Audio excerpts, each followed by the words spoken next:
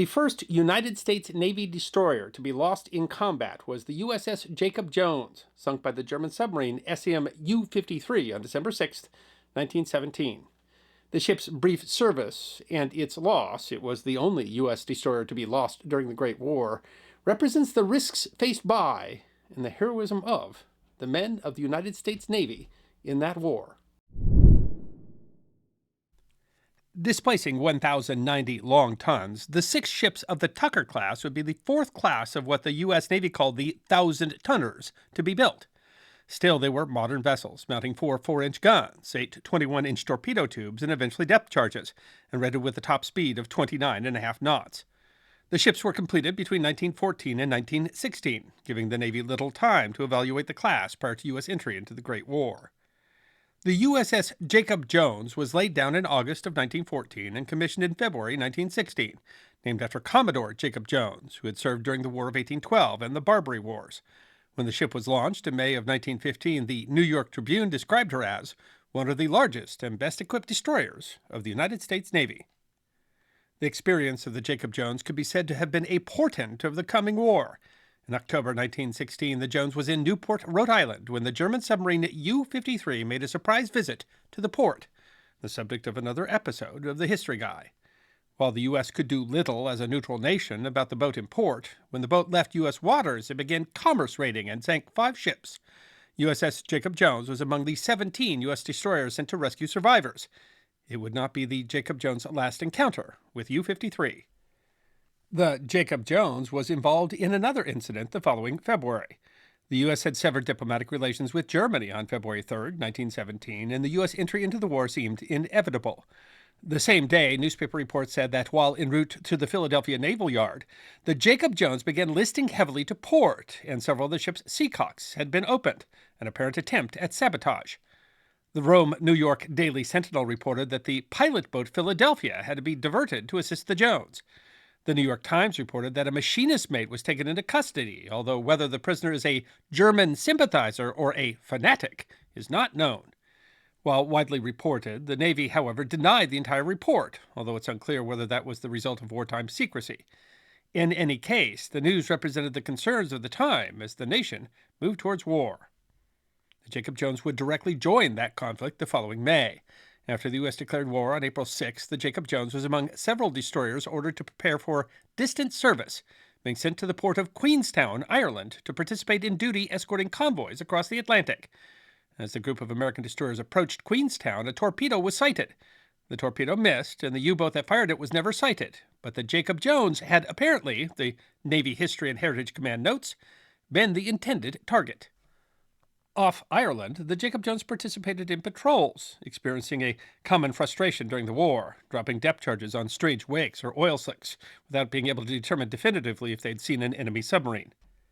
More directly, they were multiple times called upon to rescue survivors of ships that had been victims of the Kaiser's U-boats.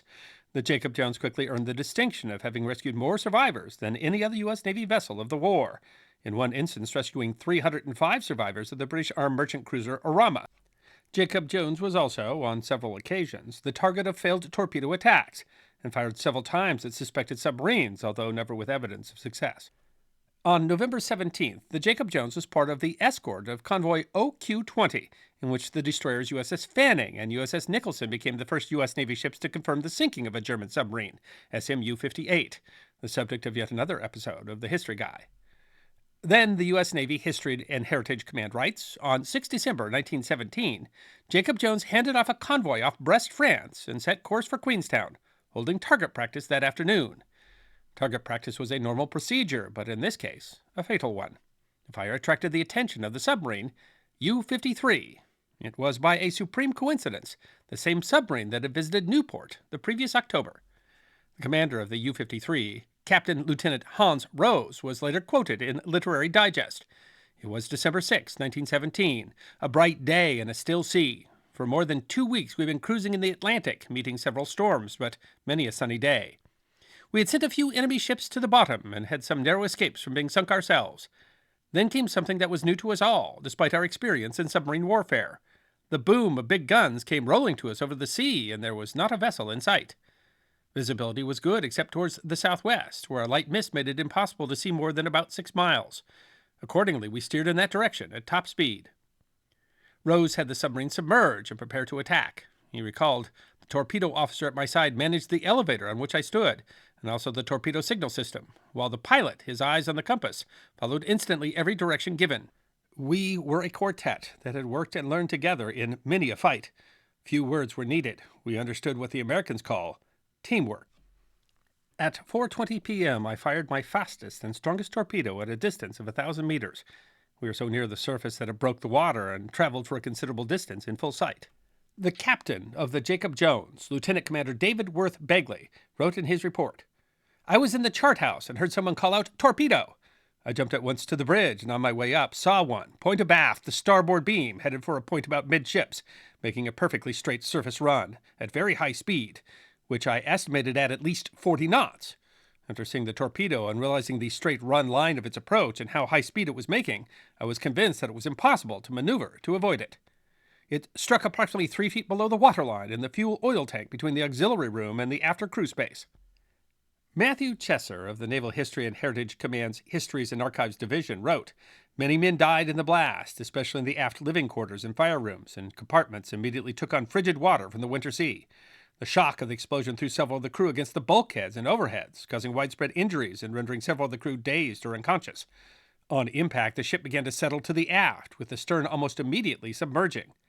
Captain Lieutenant Rose said, suddenly a heavy detonation broke the silence. Nobody who has not experienced it can conceive its violence. The untried men in the crew tumbled against the walls, their eyes staring at this new horror.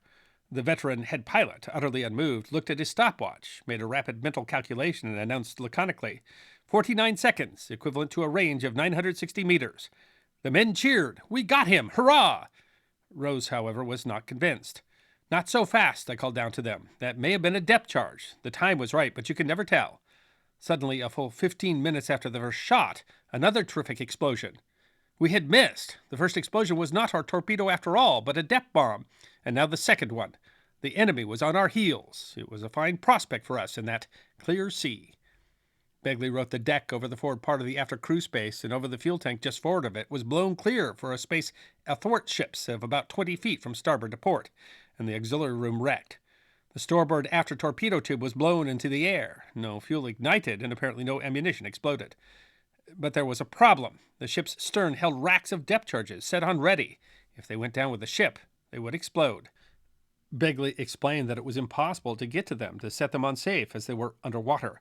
Immediately after the ship was torpedoed, Lieutenant John K. Richards, the gunnery officer, rushed aft to attempt to set the charges on safe, but was unable to get further aft than the after deckhouse.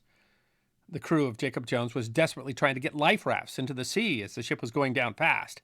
Begley had time to throw a weighted bag with confidential information overboard, and, quote, as I saw her settling rapidly, I ran along the deck and ordered everybody I saw to jump overboard. Chief Pharmacist Mate Pennington hesitated while abandoning ship, later recalling, I felt that I have never faced anything more uninviting than that chilly sea, especially as I did not know when or how I might be rescued. Begley jumped overboard himself. The ship sank stern first and twisted slowly through nearly 180 degrees as she swung upright. From this nearly vertical position, bow in the air to about forward funnel, she went straight down. Before the ship reached the vertical position, the depth charges exploded. It was that explosion that Rose had heard and misinterpreted as a depth charge attack on the submarine. But after several minutes of silence, he determined to set out again after the hostile vessel. The submarine was turned squarely about and piloted back over the course to the spot from which it had fired its first torpedo. Soon, floating bits of wreckage and men trying to hold on to such meager supports while the waters were closing over them told the whole grim tale. Begley wrote of the explosion of the depth charges, I believe them to have caused the death of a number of men. Begley himself, along with several sailors, was stunned by the explosion. The Washington Evening Star reported an unnamed seaman swimming to the rafts bumped into what comrades believed was a bundle of clothes, but it proved to be Lieutenant Commander Begley, rendered unconscious by the explosion. The sailor pulled Begley to the safety of the motor dory. While the remaining crew worked to get survivors into rafts, Begley for the first time saw the U-53. About 15 or 20 minutes after the ship sank, the submarine appeared on the surface about 2 or 3 miles to the westward of the rafts and gradually approached until about 800 to 1,000 yards from them, where it stopped and was seen to pick up one unidentified man from the water. The submarine then submerged and was not seen again.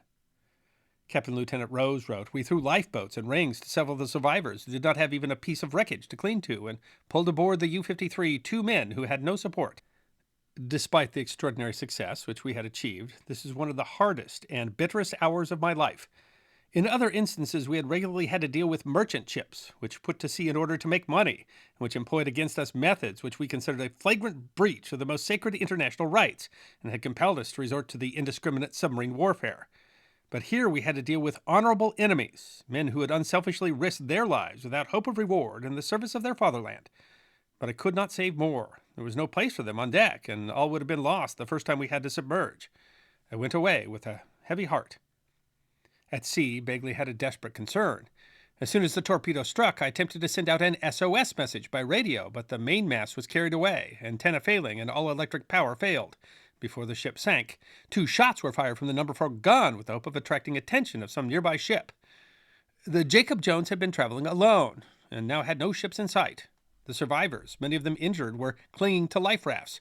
Begley determined to take 4 of his strongest men and begin rowing for shore in order to get assistance. What Begley couldn't know was that Captain Lieutenant Rose was also trying to get him assistance.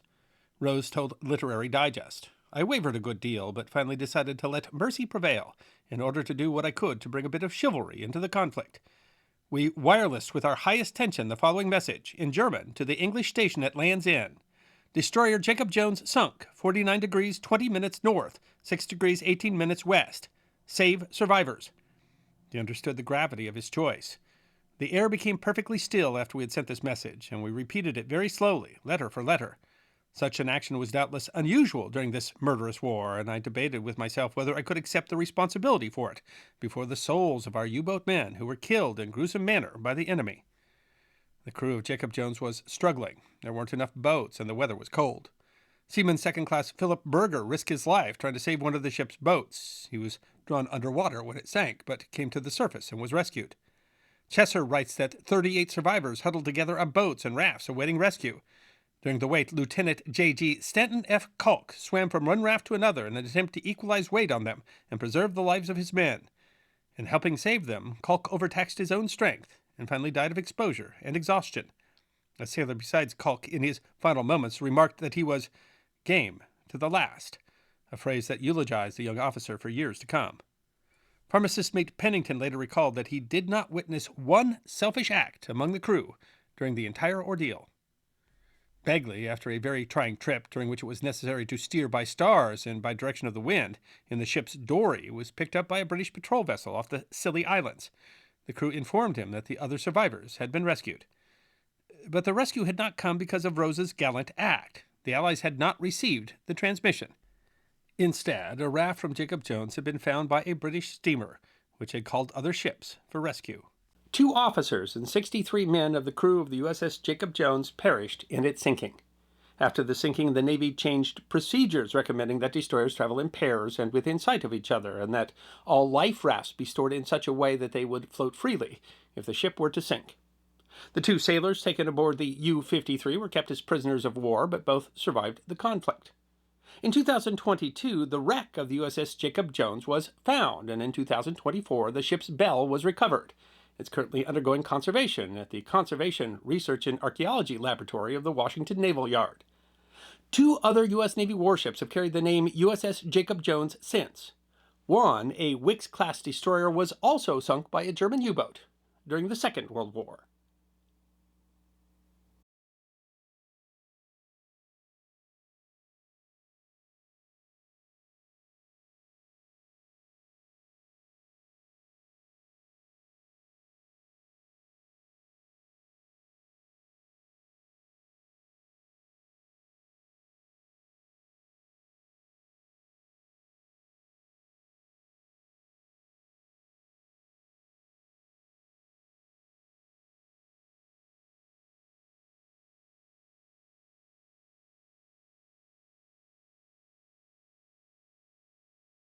I hope you enjoyed watching this episode of The History Guy, and if you did, please feel free to like and subscribe and share The History Guy with your friends. And if you also believe that history deserves to be remembered, then you can support The History Guy as a member on YouTube, a supporter on our community at Locals, or as a patron on Patreon. You can also check out our great merchandise shop or book a special message from the History Guy on Cameo.